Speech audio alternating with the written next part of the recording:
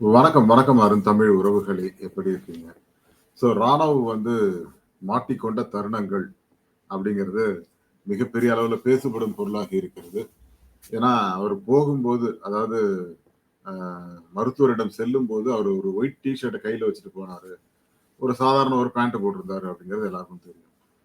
சரிங்க. போயிட்டு வரும்போது கிட்டத்தட்ட ஒரு 5, 6 மணி நேரம் கழிச்சு வந்தாருன்னு நெனைக்கிறேன் இல்லையா? வரும்பொழுது அவர் வந்து நல்ல சூப்பரான ஒரு கலர் ட்ரெஸ் போட்டுட்டு, ஒரு ஜீன்ஸ் பேண்ட் போட்டு புது ஷூ போட்டு வராரு. இது ஏன்னா மருத்துவமனை வாங்கி குடுக்குறாங்களா? இல்ல பிக் பாஸ் டீம் வாங்கி குடுத்தாங்களா?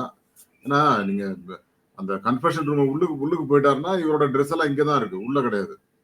இல்ல யாரோ எடுத்துட்டு போனாங்களான்னா, எடுத்துட்டு போல. அது வந்து ஒரு சந்தேகத்திற்குரிய ஒரு விஷயமாக இருக்கிறது. அவரோட பேரன்ட்ஸ் வந்து பார்த்திருக்கலாம்.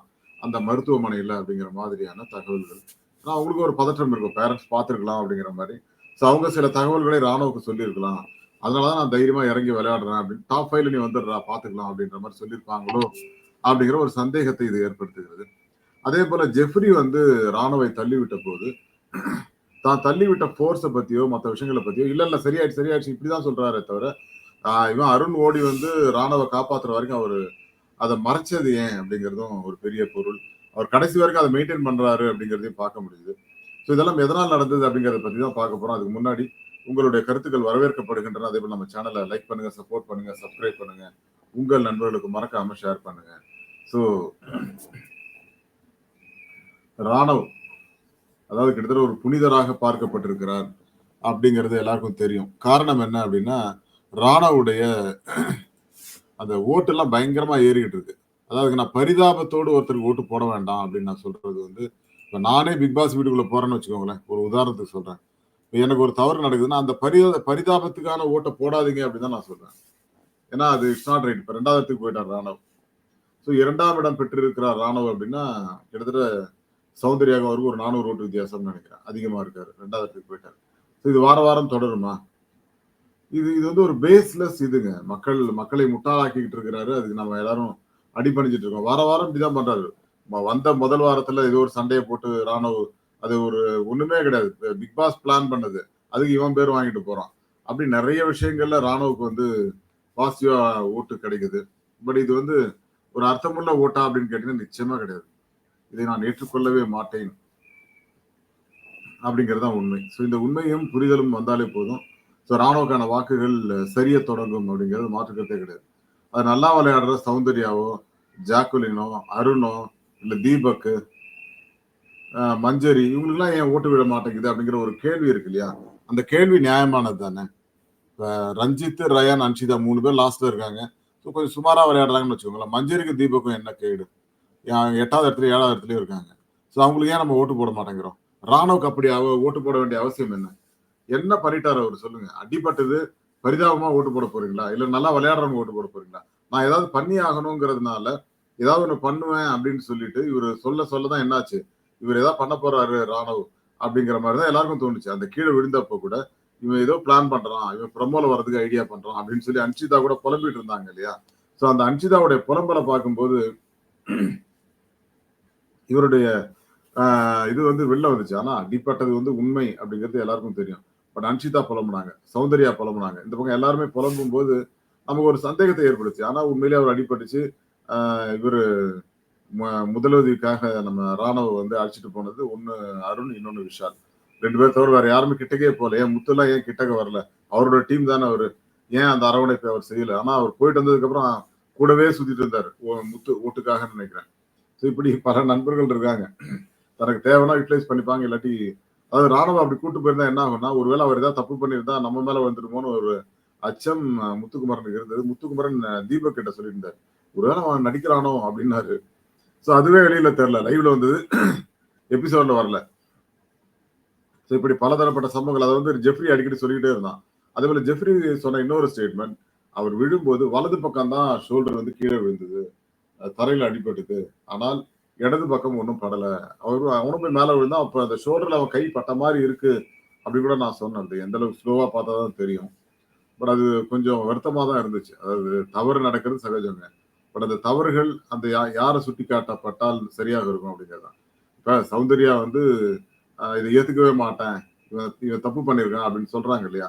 அது அவங்களோட பாயிண்ட் ஆஃப் வியூ. பட் ஆனா சௌந்தர்யா சொல்ற பாயிண்ட் ஆஃப் வியூ தப்பு. ஏன்னா அடிபட்டு வந்தது மருத்துவர்கள் அவர் வந்து 3 வாரம் ரெஸ்ட் எடுக்கணும்னு சொன்ன பிறகும் வந்து அதை சொல்றாங்களே, அது தப்பு. அது அது அது சரியான ஒரு பார்வை கிடையாது. அவங்க எந்த புரிதலோட சொல்றாங்கிறது அவங்கள கேட்டாதான் தெரியும்.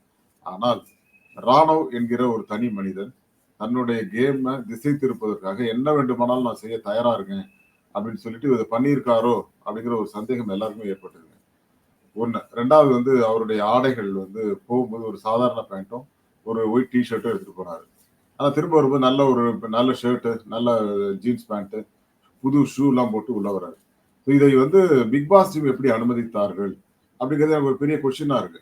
அதாவது 4 பேர் கேள்வி கேட்டாதான் இது சரியாக இருக்கும். ஏன்னா எபிசோட்லயே வந்துருச்சு. நீங்க லைவ்ல போயிடுச்சுன்னா கூட நம்ம மறந்துடுவோம். ஒரு எபிசோட்லயே வந்துருக்கு. எபிசோட் பாக்குற எல்லாருமே பாருங்க. அவர் போகும்போது என்ன ட்ரெஸ் எடுத்துட்டு போனார், வரும்போது என்ன ட்ரெஸ் போட்டு வந்தார் அப்படிங்கறத பாருங்க. நான் பார்த்துட்டேன். அதனாலதான் சொல்றேன். சோ இந்த மாதிரி நிறைய முட்டாள்தனமான செயல்பாடுகள், சந்தேகத்துக்குரிய செயல்பாடுகள் இருக்கு. குறிப்பா அவர் வந்து இடது பக்கம் திரும்பி படுத்திருந்தாருங்க. இப்ப எனக்கு வந்து இந்த இடத்துல பெயின் வந்துச்சுன்னு வச்சுக்கோங்க ஒரு நாள். நான் வந்து ஒரு டேப்லெட் போட்டேன். டேப்லெட் போட்டிருந்தாலுமே அந்த நீங்க இந்த பக்கம் திரும்பி படுக்கும்போது அந்த பெயினோட ஜெர்க் இருக்கும். வேணாம் நம்ம இந்த பக்கமே படுப்போம் அப்படின்னு நம்ம தள்ளி திரும்பி இந்த பக்கம் படுப்போம். இல்லையா அவர் அவ்வளவு லெகமெண்ட் டேர் ஆன ஒருத்தர் இப்படி வந்து படுக்க முடியுமா அப்படிங்கிறது வந்து ஒரு பெரிய ஆராய்ச்சி பண்ண வேண்டிய ஒரு இடத்துல இருக்காரு. ஸோ அதுதான் நம்ம வந்து இங்க தம்ப்நெயிலா கூட போட்டிருக்கேன் பாருங்க. ஸோ அது வந்து ஒரு பெரிய பேசுபடும் பொருளாக ட்விட்டர்ல போயிட்டு இருக்கு, இன்ஸ்டால போயிட்டு இருக்கு. ஸோ எல்லாரும் நம்ம நவீன் கூட போட்டிருக்காரு, பார்த்தேன் நான். ஸோ இந்த மாதிரி இந்த தவறுகள் எப்படி நடந்தது, இதுக்கு சில மருத்துவர்கள் விளக்கம் சொன்னா நல்லா இருக்கும். உடனே டேப்லெட் போட்டாரு அதனால வலி தெரியாது அப்படின்னா எதுங்க கட்டு போடுறது? இந்த கட்டு போட டேப்லெட் போட்டா போதுமே, கை எப்படி வேணா வச்சுக்கலாங்க. அப்போ மாத்திரை போட்டா அப்படி கிடையாது, அந்த பொசிஷன்ல வச்சுக்கணும். இவன் இரவுலயும் தூங்கும் போது இப்படி வச்சுட்டு படுக்கிறது பெட்டர் அப்படின்னு சொல்லும்போது அவர் இப்படி வச்சு படுத்துட்டு இருக்காரு. ஸோ அது எப்படி நடந்துச்சு அப்படிங்கிற ஒரு சந்தேகத்தையும் அது ஏற்படுத்துகிறது. குறிப்பாக ராணுவ மீது நம்ம நிறைய குற்றச்சாட்டுகள் சொல்றோம். பட் ஆனாலும் அதையெல்லாம் தாண்டி உண்மையிலேயே அவருக்கு அடிபட்டிருக்கு அப்படிங்கிறது உண்மை. மருத்துவர்கள் சொல்லியிருக்காங்க. பிக் பாஸ் சொல்றாரு. பிக் பாஸ் பொய் சொல்லுவாரு, நான் ஏத்துக்கவே மாட்டேன். கண்டிப்பா உண்மைதான் சொல்றாரு. பட் ராணவ் அவர்கள் வந்து என்ன மாதிரியாக இதை பண்ணாரு, ஏன் வந்து இது ஒருவேளை 4-5 நாள்ல சரியா போச்சுன்னா அடுத்த வாரத்துல விளையாட போறேன் அப்படின்னு அவர் சொன்னார் அப்படின்னா அது பிக் பாஸ் டீம் ஏத்துக்குமா அப்படிங்கிற ஒரு விஷயம். அதே போல வலது பக்கம் தான் கீழே விழுந்தாரு, இடது பக்கம் எப்படி அடிபட்டுச்சுன்னு ஜெஃப்ரி எழுப்புற கேள்வி, அதுக்கு பதில் கிடைக்குமா அப்படிங்கிற மாதிரி நிறைய விஷயங்கள் அதுக்குள்ள ஒளிஞ்சிருக்கு. இப்போ சந்தேகப்படுற சௌந்தர்யாவையும் கண்டிப்பா பிக் பாஸ் டீமோ இல்ல இவர் விஜய் சேதுபதியோ ஒரு சனி ஞாயிறு கண்டிப்பா கேள்வி கேட்பாங்க. பட் அது சந்தேகத்திற்குரிய ஒரு விஷயமா இருந்தா அதுக்கு பதில் சொல்லட்டும். சௌந்தர்யா தப்பு பண்ணாங்கன்னா அவங்கள கண்டிப்பா ரோஸ் பண்ணுவாரு இவர் விஜய் சேதுபதி அப்படிங்கிறது தெரியும். பட் ராணவும் தன்னுடைய பங்குக்கு சில தவறுகளை செய்திருக்கிறார். அந்த தவறுகள் கேட்கப்படாது அப்படின்னு தான் நினைக்கிறேன். ஏன்னா அவருக்கு வந்து ஒரு பரிதாபம் பார்க்கப்படும் அப்படிங்கிறது தான். அந்த பரிதாபத்தின் காரணமாக தான் ஓட்டு வருது. இந்த வாரம் அவருக்கு பெரிய பெரிய ஒரு பாராட்டும் கிடைக்க போகுது அப்படிங்கிறத பார்க்க முடிஞ்சதுங்க. இப்போ ஜெஃப்ரி வந்து கண்டிப்பா ரோஸ்ட் இருக்கும், சௌந்தர்யாவுக்கு ரோஸ்ட் இருக்கும். அன்ஷிதாவுக்கு போற போக்குல ஏதாவது கேட்பாரு, நீ ஏமா அப்படி சொன்னான்னு கேட்கறது வாய்ப்புகள் இருக்கு. ஏன்னா இந்த வாரத்தோட கண்டென்ட் அதுதானே. அதே போல நம்ம சுகர் டெஸ்ட், சுகர் சுகர் பிரச்சனை இவருக்கு நம்ம ஜாக்குலினுக்கும் ரயானுக்கும் நடந்தது. ஸோ இப்படி பல சம்பவங்களை கேட்கறதுக்கான வாய்ப்புகள் அதிகமா இருக்கு. பட் ஜெஃப்ரி வந்து தன்னோட தவறை மறைச்சிருக்காரு அப்படிங்கிறது உண்மை நிரூபணம் ஆயிருக்கு. ஏன்னா அது வேற எபிசோட் வேற கட் பண்ணிட்டாங்க அவர் விழுந்தது.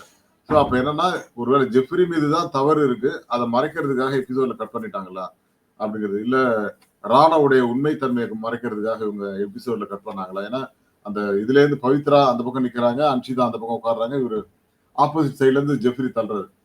நான் கூட சொல்லுவேன், இப்படி கால் இப்படி இருக்குன்னு வச்சுங்களேன், நீங்க பின்னாடி தள்ளா இப்படி போலாம், முன்னாடி தள்ளா இப்படி போலாம். ஆனா சைட்ல தள்ளும்போது என்ன ஆகுனா கால் இப்படி ஸ்லிப் ஆகி தான் அவர் கீழே விழுறாரு. விழும்போது அந்த ஷோல்டரோட கீழே விழுறாரு. ஆனால் அவர் திரும்பும்போது ஜெஃப்ரி வந்து மேல விழும்போது அந்த ஷோல்டர்ல வந்து இப்படி தேய்ச்சிட்டு போற மாதிரி இருக்கு. அதுலதான் அவருக்கு ஏதோ அடிபட்டது அப்படின்னு நினைக்கிறேன். அதுக்கு முன்னாடி அருணும் விஷாலும் வந்து அவர் பயங்கர ஃபோர்ஸா கையெல்லாம் முறுக்கி கிறுக்கி ஏதோ பண்றாங்க. ஸோ அதுவும் ஒரு காரணமா இருக்கலாம். அது ஏதாவது பிரச்சனையா இருக்கலாம். அது இங்க விழும்போது அது வந்து அந்த டேர் ஆயிருக்கலாம் அப்படிங்கிற மாதிரி சொல்றாங்க. லெகமெண்ட் டேர் ஆயிருக்கலாம் அப்படின்னு சொல்லி. ஸோ அது எப்படி நடந்தது அப்படிங்கிறது தெரியாது. பட் அது மருத்துவர்கள் சொன்னாதான் நமக்கு தெரியும்.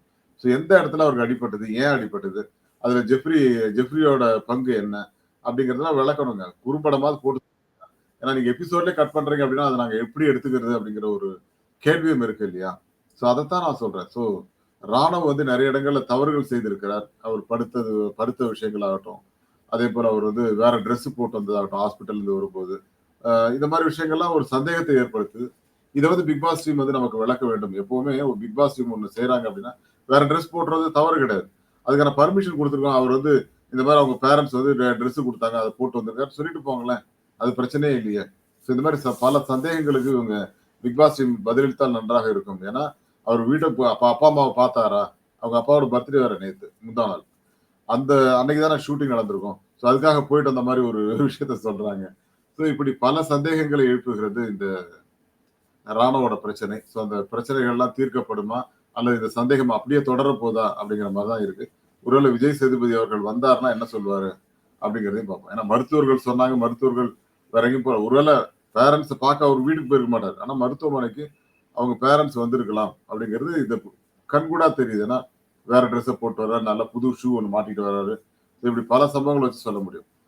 பார்க்கலாம் இதுக்கு மேல என்ன எப்படி போகுது என்று. ஸோ நம்ம வோட்டிங் அனாலிசிஸ் வந்து இன்னும் கொஞ்ச நேரத்துல ஒரு வீடியோ போடலாம். Thank you and bye to everyone. மீண்டும் சந்திப்போம். நன்றி மக்களே.